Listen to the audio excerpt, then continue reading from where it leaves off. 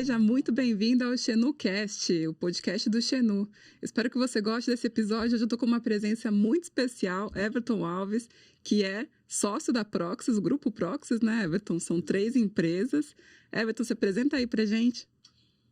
Boa noite, né, Yara? É um prazer estar aqui, falar um pouquinho com você sobre tecnologia, mercado, essa relação harmoniosa que a gente criou entre a tecnologia, a segurança e o jurídico.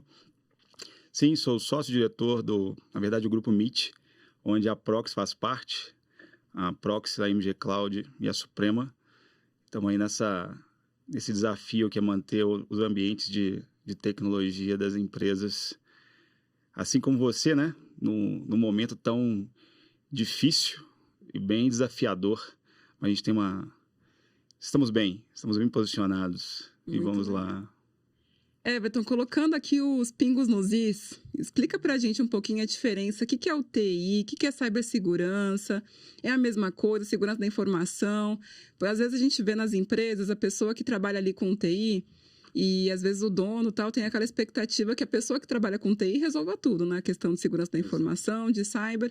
E a gente sabe que tem uma pequena diferença aí, mas às vezes é um pouco confuso. Esclarece pra gente esses termos todos? Exato, essa é uma pergunta muito interessante, porque a gente vê, realmente isso ocorre muito, não só a nível da empresa, né? Mas eu entendo que até pelo próprio profissional de tecnologia.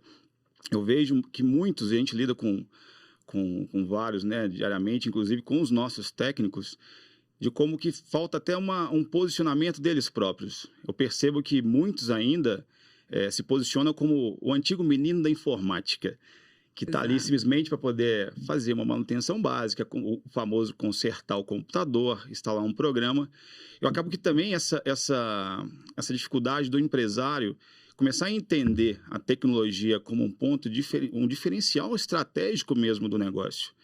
Acho que muito dessa dificuldade que a gente reclama muito, inclusive no mercado mineiro, a gente percebe uma dificuldade do empresário enxergar o valor da TI dentro do negócio dele, sabe? Mas eu vejo que é muito também por falta de capacidade do próprio profissional. Então, vejo que nessa dificuldade, nesse entendimento, as empresas têm ali um investimento, só que a gente não aproveita da forma devida o profissional, né? Eu vejo, a gente percebe muito no dia a dia, de como falta a tecnologia no negócio da empresa. Eles entendem ainda como despesa e não entendem que aquilo lá pode se transformar um diferencial do negócio. E devido a esse posicionamento. Então, se vê muito, é o menino da informática que conserta o computador, o TI é o faz tudo, então se tem um problema na energia, se atrela ao TI. Então, quanto mais situações de segurança da informação. Então, só que o problema dessa dificuldade de entendimento é onde se gera muitas fragilidades, muitas vulnerabilidades no negócio, porque é atribuído a um profissional que não tem a capacitação devida, cuidar de todo o cenário da empresa. Então, ele faz desde consertar a máquina, a resolver um problema que na verdade, é um ponto de energia que está com falha, desde gerir um servidor, gerir um compartilhamento de empresas dos mais diversos portes, a um profissional não capaz.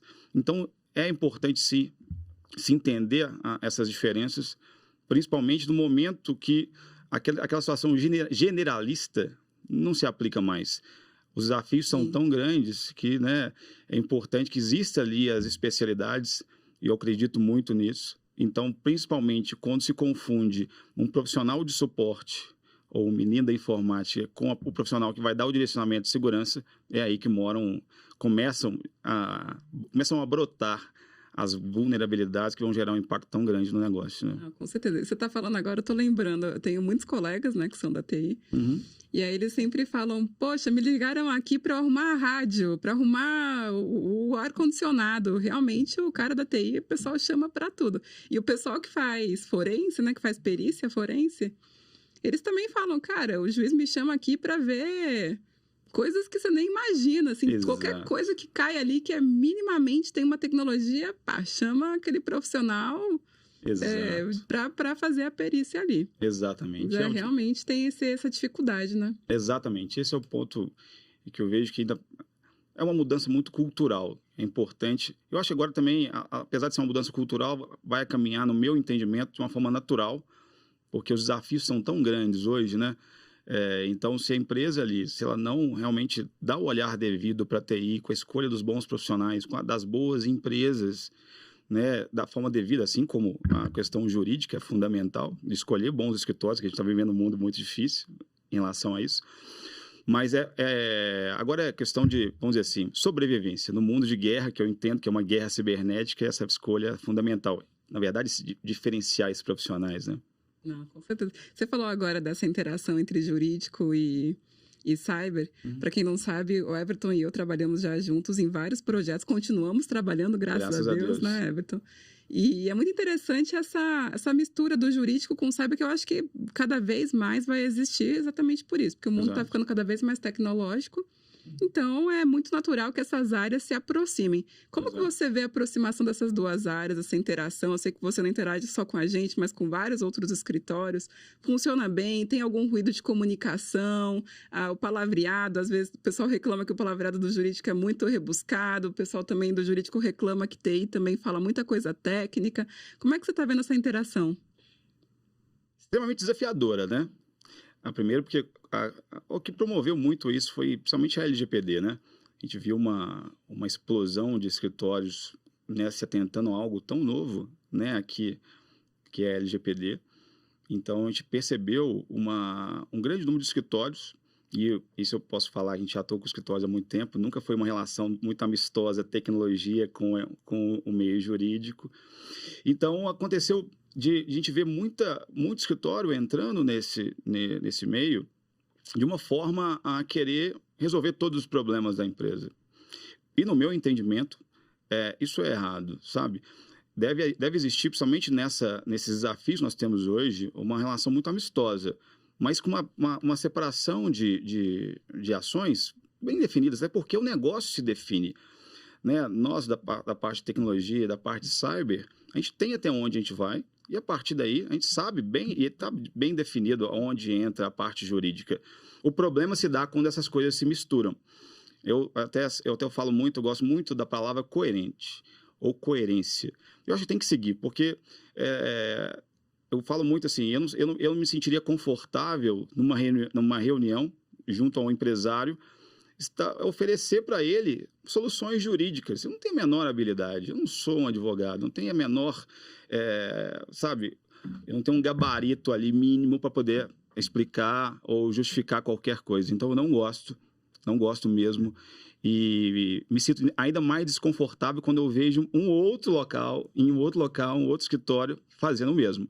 Então, a gente percebeu muito escritório de advocacia entrando no negócio, oferecendo tanto adequação jurídica quanto situações de cyber. Isso não é legal. Mas eu vejo que é fundamental para o sucesso do projeto da empresa que exista uma relação amistosa entre ambos. São situações bem definidas, o nosso case mesmo é de extremo sucesso, onde eu sempre repito e você indico, porque, né, como você já percebeu boas vezes em relação a isso, né, Yara? Porque é uma situação que é muito delicada, e se a gente não fornecer as ações devidas para o cliente, ele vai ter um investimento e o retorno não vai vir. E o problema é que quando ele precisar desse retorno de um trabalho efetivo, bem feito, ele pode gerar aí problemas, né, com judiciais, vamos dizer assim, né? Além da questão da tecnologia. Então, eu entendo como fundamental e que seja sempre muito amistosa. Muito amistosa. Perfeito. E isso também foi uma coisa que, quando começou esse boom de LGPD, existia quase uma competição ali para ver quem ia ganhar as propostas de cyber e de escritórios de advocacia competindo, que não fazia o menor sentido, exatamente porque o escritório de advocacia ele vai ter o conhecimento todo jurídico, e ele nem tem competência para fazer todas as questões de cyber, e da mesma forma a cyber não tem todo o olhar jurídico para sugerir uma cláusula, uma política de privacidade, enfim. Tem que ser realmente numa colaboração. Exato. E aí eu te pergunto, você acha que é possível uma empresa se adequar à LGPD só com a assessoria jurídica ou só com a assessoria de cyber? Como que você acha que isso tem que acontecer? Não tem como. Definitivamente não tem como fazer uma adequação nem só da parte de cyber ou de tecnologia, ou o que o empresário chamar, ou da parte jurídica. Eu digo em relação para ter uma efetividade, eu vejo muitas vendas na internet, se adequa a LGPD pagando R$100, comprando um kit de planilhas e formulários. Eu falo, gente, como é que você tem coragem de vender algo desse tipo? Sabe? Qual é a efetividade? Qual é o entendimento que as pessoas vão ter do real negócio? E, infelizmente, isso acontecendo, eu percebo que, em alguns locais, as pessoas começaram a perder um pouquinho da fé em relação a essa lei, muito devido aos maus profissionais que vêm de uma forma absurda, que estão numa frente oportunística devido a essa questão, né? Fala-se de multa para o empresário, apesar dessa questão ter mexido muito com o pensamento e de como eles devem olhar de uma forma mais inteligente para a tecnologia e cuidadosa, mas não tem como. Não Perfeito. tem como. Falando agora um pouquinho mais da parte de cyber, quais são os erros mais frequentes que você vê dentro das empresas com relação a essa parte de cyber? Uma tentativa de economizar numa determinada área que não deveria tanto, um investimento que deveria ter sido feito e que não é muito valorizado, tem que gastar muito dinheiro para você ter uma empresa minimamente ali adequada, né, do ponto de vista de cyber. Existe um MVP que a gente pode falar desse ponto de vista? Esse ponto eu me sinto muito confortável para falar, porque com toda essa bagagem que a gente tem aí de anos, lidando com a tecnologia de empresas, né, dos mais diversos portes, a gente percebe muita coisa, né? E eu atribuo essa questão muito ao desconhecimento. De novo, volta lá naquela história inicial da empresa ainda entender que ali deve contratar-se um menino da TI que vai ajudar a fazer um cabo de rede, fazer uma rede devida, ou às vezes muito indevida, colocar na borda um roteador. Então, o que eu vejo é que existe um grande desconhecimento dos profissionais de tecnologia, de grande parte, e também do próprio empresário. Eu vejo e percebo muito que esse desconhecimento, ele impera, porque você vê um empresário que ali ele tá muito, muito focado no core dele, do negócio dele, só que ele não entende que a tecnologia ali é fundamental para a operação. Então, acaba que ele descobre isso, às vezes, na maneira mais dolorosa, que é quando o negócio para, sabe? Então, a gente vê, para mim, eu atribuo como o principal fator é o desconhecimento. Tanto, às vezes, do profissional que está atuando, como do próprio empresário.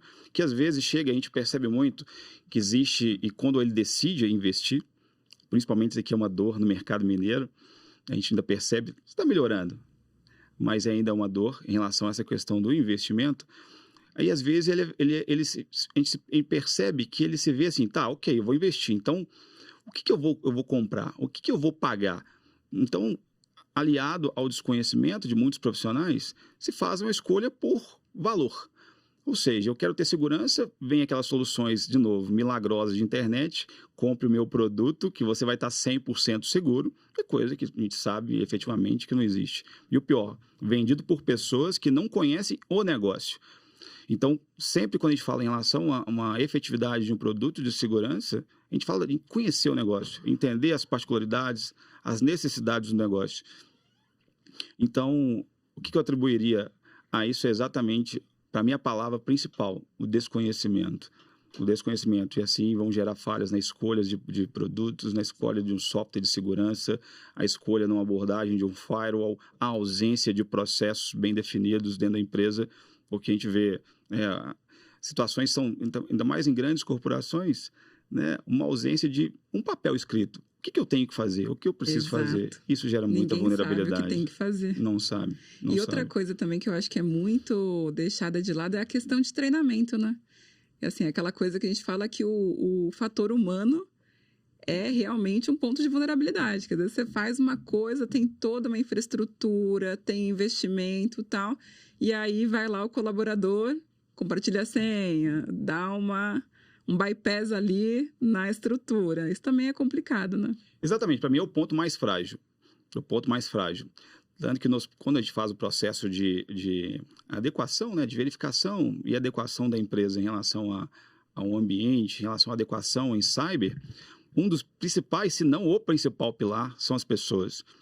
Que a gente entende que a gente conseguir desenvolver um processo de conscientização corporativa, onde a gente vai estar periodicamente ali, eu costumo dizer, até como um ferrinho de dentista ali, de uma forma bem constante ali no usuário, demonstrando para ele os riscos que ele tem, os riscos que tem de parada do negócio e o impacto que isso vai trazer é muito grande, porque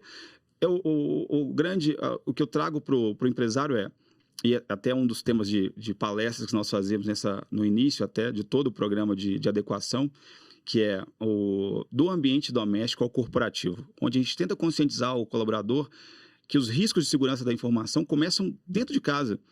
Então, você imagina, se na maior parte das vezes, infelizmente, esmagadora das vezes, a gente percebe que o usuário ele não tem um cuidado com o telefone dele. É onde está a vida dele, onde ele carrega e ele fica a maior parte do tempo, às vezes, aliás, muitas vezes, no telefone, ele não tem a menor ideia dos riscos que ali envolvem no uso desse dispositivo. Então, você imagina, se ele não tem um cuidado com ele próprio, ele vai ter dentro do ambiente corporativo? Não tem. Então, é o ponto principal de maior tensão e, para mim, sempre de maior vulnerabilidade. Eu acho que essa falta de consciência, de educação sobre cibersegurança é uma dor quase que da sociedade, né? Acho que isso é só você olhar o tanto de pessoas que caem em golpes todos os dias, que você fala, não acredito que essa pessoa caiu nesse golpe. Golpe de WhatsApp, golpe da OLX, golpe do Mercado Livre, é muito golpe.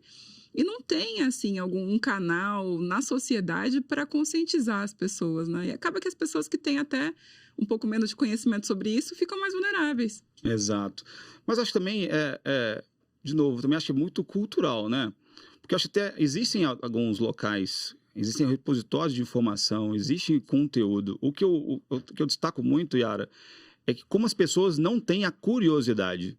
Eu falo muito principalmente nesses momentos de conscientização nas empresas, e que eu falo assim, poxa, olha para vocês verem. Aí eu abro o dispositivo e mostro todos os recursos de segurança. O telefone fornece, as aplicações tipo o Instagram, o Facebook, todas as principais ferramentas hoje, que são as mais consumidas hoje no mercado, fornecem os recursos de segurança.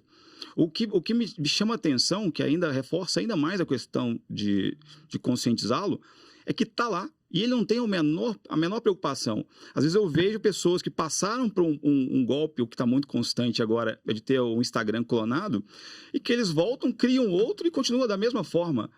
Sabe? Cadê a curiosidade? Cadê a vontade de fazer melhor? Cadê a vontade de proteger a si próprio? A gente até encontra muito no mercado pessoas que, não, aqui é da pessoa jurídica, isso é da PJ. Tá, não estou preocupando com isso não. Beleza, vai gerar um grande problema, mas ok, mas e para você mesmo? Então, acho isso é uma situação para mim que é muito curiosa, não faz sentido, falta coerência. Eu digo assim, até na família, né? A gente tem essa preocupação de ter esse diálogo com os familiares, Exato. Com os mais velhos, porque estão todos utilizando aí as redes sociais e tudo mais, e que realmente acaba não tendo essa cultura de proteção. Falando de utilizar essa parte um pouco mais pessoal, um ramo que a gente trabalha muito é o de startup. E startup, quando ela está ali no início, né, a gente chama até ela de seed, normalmente é o empreendedor ali começando com pouquíssimos recursos. Então, assim, falar o que ele está usando ali de tecnologia da informação é o computador próprio dele, né? Enfim, o próprio celular, tal. Não existe uma rede, não existe. Quando muito, ele coloca ali, para trabalhar com o meu sócio, vou colocar aqui a documentação dentro da cloud da Apple, alguma coisa assim. Certo. O que você indica para esse empreendedor que está nesse estágio inicial e que não tem uma pessoa para assessorar ele em tecnologia da informação? Como é que ele pode se proteger ali dentro de um ambiente mais caseiro, vamos dizer, né? Legal. Isso é uma realidade muito grande, não só de startup, né? Até mesmo o que a gente vê muito, o regime híbrido de trabalho que veio nessa pós-pandemia, vamos dizer assim, gerou muito isso. Então, as empresas têm uma dificuldade muito grande de se entender e preparar o ambiente dela conforme essa necessidade, a esse requisito. O que favorece muito, inclusive, nesse modelo de negócio, nesse início, efetivamente, de uma startup, né, são os próprios recursos que a gente tem disponível hoje. Então, a gente tem boas soluções. A própria Microsoft tem boas soluções, na verdade, excelentes soluções que a gente utiliza muito, que favorece muito a esse início de negócio. Não, na verdade, sim, não só a esse início de negócio, mas a continuidade. São boas ferramentas que estão hoje prontas, inclusive, para receber as principais, vamos dizer assim, os principais ajustes que nós faríamos em termos para poder atender a parte de segurança, atender também compliance e também a parte de LGPD. As ferramentas já fornecem, né? O Google, da mesma forma. As próprias ferramentas hoje que já vêm, são gratuitas do próprio, no caso, o mais utilizado, que é o Windows, né? A gente tem boas ferramentas de segurança que já vêm junto ao sistema. Eu acho que essa grande questão é buscar. Eu diria assim, vamos buscar, vamos ter a curiosidade e não aquele ímpeto, né? Aquela ansiedade de fazer, de liberar, de começar de uma forma muito, numa velocidade que não se aplicaria da forma... Eu acho que não tem como acelerar demais, sabe? Às vezes, quando você quer acelerar demais, normalmente situações que são fundamentais passam despercebido. Então, buscar, tem muita alternativa. Então, desde do Windows com criptografia, é fundamental hoje, não tem jeito, não tem nada mais de graça. A escolha de uma boa ferramenta anti-malware, né? E, além dessas ferramentas, a criptografia do Windows é muito interessante, principalmente para empresário que está constantemente em deslocamento, né, com essas questões dos riscos de furto, né? Então, às vezes, eles carregam ali uma informação muito sigilosa de início de negócio e não se atentam a essa questão. Então, criptografia de telefone, de um notebook é fundamental. Então, eu diria muito, entenda o negócio, busque, né? Fala assim, não vai ter condições de ter um profissional, mas tem hoje fontes de consulta, somente entender o tipo e ter uma ideia dos riscos, né? A gente está na era da informação. Outro dia até escutei uma pessoa falando que a gente está na era da informação, toda a informação está ali disponível para você, ela só não está organizada. Exato. Então vai muito da pessoa encontrar a informação ali, procurar e realmente conseguir implementar ali as medidas para se proteger. Mas as pessoas que estão assistindo esse podcast aqui ou escutando a gente, com certeza aqui já estão tendo várias informações muito boas aí, preciosas que você está trazendo, que vão dar vários insights para eles utilizarem no dia a dia. Necessário, né? Necessário, muito com certeza. E como que você vê esse crescimento da empresa, né? Ela saindo ali de uma empresa pequena, às vezes familiar, ela vai crescendo e às vezes a gente vê que, poxa, a empresa cresceu demais, cresceu muito rápido e a gente acabou deixando alguns buracos para trás. A gente escuta muito isso, né? Tanto no mundo jurídico, questão de contratos, a gente não tinha um modelo, era tudo meio que discutido, tudo meio que no fio do bigode, o pessoal até brinca, né? E aí acaba que não tem esse crescimento orgânico e do mesmo jeito isso acontece com a TI, imagino, né? Muito, muito, muito. Isso é uma situação muito recorrente. O problema é que, assim, normalmente, quando isso acontece, são os problemas bons, né? Que diz, nossa, são as dores do crescimento. Por outro lado, né, geraram-se ali problemas, fragilidades, vulnerabilidades, mas o negócio cresceu. Isso ocorre muito. E num desse ponto, até de uma forma a colaborar, o que a gente percebe muito, que gera muita vulnerabilidade no negócio, principalmente dessa empresa que cresceu sem uma estrutura definida, né? São situações de relação entre a TI, envolve muito a TI nisso, e o RH, porque a empresa cresceu sem processos definidos. A coisa ocorre com uma operação mais robusta, com um quadro de colaboradores, às vezes, muito maior, em regime híbrido, com pessoas alocadas, às vezes, em outros estados, em outros países, sem uma definição, sem um processo escrito definido. Então, acho que né, de empresas que sofrem disso, e são muitas, né, por essa questão de um crescimento sem uma estrutura mínima pré-definida para que comportasse esse desenvolvimento, eu atribuiria e chamo muito atenção para essa relação RH e TI. É onde a gente encontra as principais vulnerabilidades hoje e que geram até infelizmente, grandes invasões. Que a gente vê relações de profissionais que foram contratados, foram movimentados entre áreas, foram demitidos e lá continuam com o e-mail, com acesso a VPN, acesso à rede, enfim, ao sistema, e às vezes é um sistema online, ou seja, essa credencial que era dele continua acessível, funcionando e ativa com o colaborador fora, ou seja, ele pode fazer qualquer coisa, assim como o e-mail, né? Então, essa é uma das principais dores que a gente vê e que, infelizmente, é constante. Everton, para uma empresa que nunca fez um trabalho de assessment de cibersegurança, nunca teve contato, nunca tentou ali adequar mais a sua rede, né? Começou ali com o básico do TI, acabou evoluindo. O que que você indica para esse empresário? Começar logo. Começar logo. Eu acho que nas abordagens a gente encontra muito isso, né? Acaba que se depara tendo que entrar com um trabalho de segurança da informação num local onde a TI, vamos dizer assim, o básico da TI ainda não é bem estruturada, tem que começar para ontem, né? Tanto para poder colher os resultados de uma TI, uma TI eficiente, efetiva e que evite os problemas. Acho que, igual você bem falou, o assessment é muito importante. Porque é uma entrega que nós executamos, para passar um olhar num todo da empresa, sabe? Pelo menos eu não me atenho só à questão de um framework, eu fazer perguntas frias, até porque eu acho que não geraria um retorno devido. Então, quando eu passo para esse trabalho, eu tento entender o negócio. E entender o negócio não é só qual que é a tecnologia que ele tem num firewall, que ele precisa ter de um firewall, mas também ver as características do negócio, né? Principalmente as pessoas que estão hoje, né, à frente, né? A possibilidade ou a necessidade de investimento, o tipo de informação que essa empresa lida, para ir de uma forma organizada e entender o lado da TI e o lado do negócio da empresa. Entendendo esses dois, a gente consegue montar uma estrutura, montar um planejamento adequado para que essa empresa se estruture, né, e ganhe mais robustez em relação à parte de TI, de segurança da informação. Bom, isso já vincula com a pergunta que eu ia te fazer. Qual é a tua expectativa aí para os próximos anos, né? A gente viu um boom de desenvolvimento digital muito grande com a pandemia, né? A gente nunca imaginou que estaríamos todos trabalhando de casa e, enfim. O que você espera aí dos próximos anos? Me permita dizer, é caótico. Me permita dizer. Mas, infelizmente, é a realidade.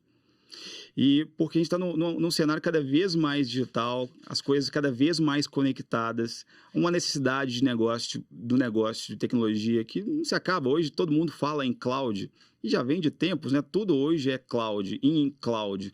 Só que eu percebo as empresas não têm a real dimensão do que é levar a própria empresa ou negócio para o cloud. Tanto que a gente percebe várias empresas que estão fazendo um caminho contrário, porque migraram de uma forma maluca para o cloud sem pensar, sem planejar, e estão tendo que fazer o caminho contrário. E eu digo muito que eu vejo um cenário caótico, me permita. E olha que eu gosto de ser muito otimista. Mas quando eu vejo hoje as coisas acontecendo, principalmente pela parte cultural. Infelizmente, quando a gente se depara com as empresas, com os profissionais que lá se encontram, vamos dizer assim, com uma caneta para tomar as ações devidas, as ações que precisam ser efetivamente, né, executadas, com investimento bem definido. Você vê pessoas totalmente sem preparo. E você vê as pessoas, igual nós citamos bem, os nossos colaboradores, que eu sempre falo, para mim o principal antivírus que a empresa vai ter, que o usuário vai ter, é ele próprio. Ele que vai ter atenção, ele que vai ter o cuidado. Você vê as pessoas estão cada vez mais desatentas, né? Ou sem interesse. Então, quando eu vejo os desafios que nós temos hoje, né? Hoje tudo está conectado, tudo está dentro de um aparelho celular, então não falta exemplos de fragilidade, de segurança e motivos para que cada vez mais a parte criminosa se atente a isso. Do outro lado, você vê as pessoas que estão cada vez menos interessadas em se proteger. Então, assim, infelizmente, se eu olhar para esses dois pontos, eu vejo realmente um cenário futuro ainda mais desafiador que nós temos hoje, viu, Yara? Infelizmente. Imagina, é por isso que é importante que o empresário invista aí e trabalhe para tanto da parte jurídica quanto também da parte de tecnologia da informação para proteger a sua empresa e evitar aí esse tipo de problema, tentar evitar, né? A gente nunca consegue zerar o problema, não existe bala de prata na TI, nem no jurídico, mas você consegue mitigar aí com certeza. Com toda certeza, Yara. É a grande. Vamos, se a gente partir sempre, né, que independente do investimento que a gente fizer, independente qual for, do valor que for feito, não tem como a gente garantir 100% de segurança. Então, daí a gente entende o quão desafiador é esse nosso mercado. Muito bom. Everton, diante desse cenário extremamente desafiador aí, fazer uma pergunta aqui para fechar a nossa conversa. Me conta o que te leva a fazer o que você faz todos os dias, o que te motiva a sair da cama e se dedicar aí nesse cenário desafiador de adequar as empresas, ajudar as empresas, os empresários a protegerem aí sua parte de cyber. Isso é muito bacana. Hoje com uns bons anos passados e com a experiência adquirida, eu falo que o que me move hoje é paixão. Eu sou uma pessoa, sou movido a paixão, eu gosto do que eu faço, eu sinto prazer em servir, em atender. Que o que a gente faz hoje é olhar, principalmente, isso está muito no DNA das nossas empresas, está no DNA do grupo e de quem está lá conosco no dia a dia, de como a gente gosta de servir, e servir bem. A gente não nos atemos a detalhes pequenos, preocupações em relações a coisa que a gente vê muito no mercado, valores, questões. A gente quer servir, a gente quer atender, a gente quer ver as pessoas evoluindo, a gente quer ver os negócios evoluindo. Uma coisa que nos gera muita satisfação é de como a gente atende, e graças a Deus a gente é muito... temos os clientes, os nossos parceiros e amigos que a gente gera nessa relação comercial, nessa relação diária de trabalho, se tornam amigos. Então, é muito prazeroso quando a gente vê uma solução nossa, o nosso empenho, que a gente trabalha de manhã, de tarde, de noite, de madrugada, a gente não tem horário. Então, é muito gratificante quando a gente vê a evolução do negócio. E, para mim, enxergar a evolução do negócio é enxergar a evolução das pessoas. Então, eu entendo que é fundamental que nós, da tecnologia, assim como vocês, do jurídico, a gente se atente muito a isso ali, né? Que eu acho que é o sucesso da empresa, é o sucesso das pessoas. Então, servindo ali que eu vejo que eu consigo entregar de melhor. Não só fornecendo uma tecnologia ou outra, mas entendendo o negócio e dando o que a empresa precisa, mas principalmente o que as pessoas precisam lá. E assim cresce todo mundo, né? Com certeza. Eu acredito muito nisso. Eu sempre falo, os nossos clientes crescendo, a gente cresce junto. Exato. Então, é o jurídico, a TI, colaborando ali para o negócio crescer, né? Sendo ali uma força para que o empresário consiga crescer. E aí é bom para todo mundo, bom inclusive para o país, bom, enfim, para o colaborador, é bom para tudo. Exatamente. Isso me move, nos move o Grupo MIT hoje. Com certeza. Everton, foi um grande prazer. Muito obrigada por ter aceitado esse convite. Foi um bate-papo muito legal. Fala para o pessoal aí o site de vocês, quem quiser contratar vocês, quiser ter um contato, bater um papo aí um pouco mais longo sobre cibersegurança. Onde é que o pessoal te encontra? Bacana. Como nós falamos, nós somos o Grupo MIT, né? Hoje é confortável estar aqui batendo esse papo, porque hoje nós atendemos tanto a parte de suporte, né? Aquele apoio ao empresário, no suporte técnico, no apoio aos servidores, à infraestrutura. Temos no grupo também a MG Cloud, que é uma empresa focada em data center, né? Então nós temos a nossa estrutura, então a gente leva todo esse nosso cuidado frente a um atendimento diferenciado, entendendo a estrutura do cliente. A gente leva isso para uma estrutura de cloud. Então, o que nos diferencia muito, a gente não tem um foco simplesmente em vender uma máquina cloud, sabe? E assim como a Proxy hoje focada e atuando diretamente, parceiros da Xenu, na parte de segurança da informação. Aí, estamos nos sites, no Instagram, e extremamente disponíveis sempre a atender e fazer o melhor sempre pela empresa e pelas pessoas. Muito bom. Muito obrigada a você que acompanhou esse Xenocast. Espero que você tenha aproveitado bastante. Se você gostou desse formato de videocast, curta, acompanhe a gente nas redes sociais. Eu te vejo no próximo Xenocast.